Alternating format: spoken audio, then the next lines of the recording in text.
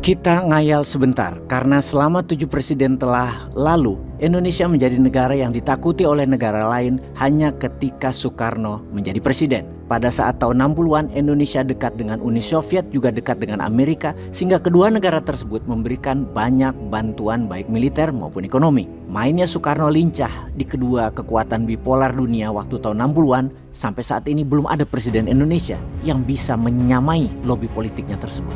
Karena itu Indonesia di tahun 60-an adalah negara paling kuat di selatan Khatulistiwa. Australia sebagai negara kuat di selatan menganggap Indonesia adalah ancaman dari utara dalam buku putih pertahanan mereka hingga saat ini. Apakah nanti Pak Prabowo akan ofensif seperti Pak Karno? Kita belum tahu, karena mantan presiden nomor 7 itu meninggalkan banyak pekerjaan rumah sehabis pesta besar-besaran selama 10 tahun kemarin. Sampai pada mabok semua yang hadir di pesta. Tinggal Pak Prabowo yang membersihkan sisa-sisa kemegahan sesaat yang hanya dinikmati segelintir manusia elit di atas sana berserta keluarganya. Mulai dari hutang yang besar sampai kekacauan politik yang terjadi di tanah air akan banyak merepotkan Pak Prabowo, seperti dicerminkan pada tanda tangan Pak Prabowo yang huruf P-nya besar menutupi semua nama beliau. Simbol tersebut kalau di dunia grafologi memang simbol Pak Prabowo akan menanggung beban yang besar selama hidupnya, selama jabatannya, karena pilihan tanda tangannya tersebut. Memang nasibnya Pak Prabowo harus melanjutkan apa yang dilakukan presiden sebelumnya yang tanda tangannya di ujungnya nukik ke bawah,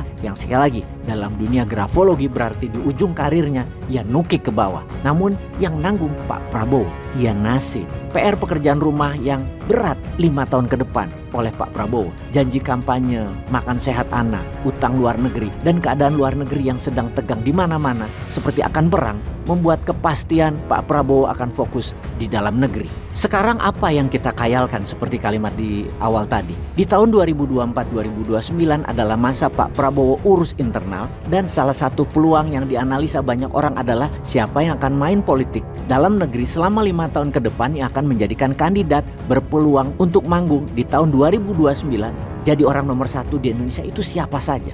Maka kekuatan pertama adalah kekuatan pilkada November 2024 ini, karena ketika pilpres 2029 nanti mereka merupakan kepala daerah yang masih menjabat di wilayah masing-masing. Karena itu provinsi besar seperti Sumatera Utara, seluruh Jawa, Bali, dan Sulawesi menjadi rebutan mereka yang mau main di tahun 2029.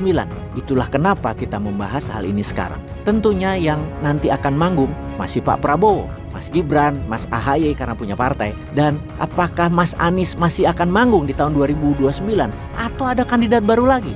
Kalau Pak Andika menang di Jawa Tengah jadi gubernur, Andika bisa calon kuat presiden dari PDIP. Juga kalau Ridwan Kamil menang di Jakarta, maka RK juga bisa calon kuat bersama Gibran kalau Pak Prabowo punya skenario lain. Kalau di Jawa Tengah Pak Lutfi gagal memenangkan, maka Andika dan Edi Rahmayadi menang di Sumatera Utara mengalahkan Bobi, maka calon dari Raja Solo hanya Gibran di tahun 2029. Tanpa wilayah kuat mungkin hanya ada partai Golkar saja di Banten dan Jawa Timur, namun hometown Solo balik ke PDIP bisa-bisa. Lalu apa yang kita khayalkan seperti di awal narasi? Pertama adalah turunnya threshold untuk menjadi calon presiden itu bukan 20% lagi. MK pasti akan memutuskan turun threshold tersebut hingga hanya 10%. Kedua, boleh calon presiden dari independen. Dengan adanya keputusan MK yang nanti akan diputuskan, hal ini akan membuat perubahan yang menarik. Karena kalau dari nama-nama di atas, para calon tersebut semua sudah dapat dipastikan tidak akan membuat Indonesia menjadi negara terkuat di selatan Khatulistiwa,